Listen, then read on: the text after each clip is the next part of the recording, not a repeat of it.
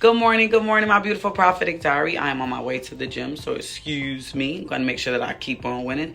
But I wanted to come to you because this is day 2 of our breakthrough fast. Super excited about this fast. I just feel so kept by the Lord. I feel his presence. And when we fast, we're just closer to him because we're letting him know that we're serious about our breakthrough. So watch yesterday's word on breakthrough just to get into the flow here.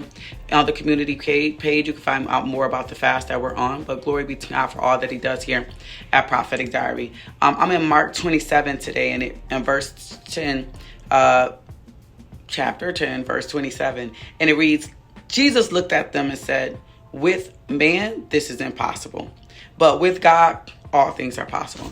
And I must be honest with you guys, throughout my life and probably throughout your life, the most impossible thing for some of us to do is find love and keep love, to find the soulmate or allow the soulmate to come into our lives that God has for us.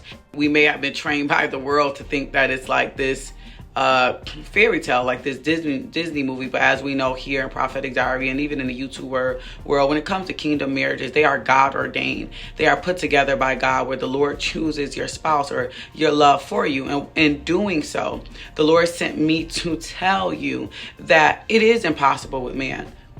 But with God, it's possible. It is impossible for you to find this mate or bring Adam or Eve in your life. It has to be done by God, because it's going to be so perfect for you. It's going to be everything that you need. And sometimes we think we know what we need, and we think we know what we want. But until God brings that Adam in your life or bring that Eve in your life, you didn't even realize what you needed. So I'm just challenging you to trust the Lord with your love life, whether you know who your spouse is, whether God is removing that spouse or replacing them, or whether God is, telling you just to continue to stand.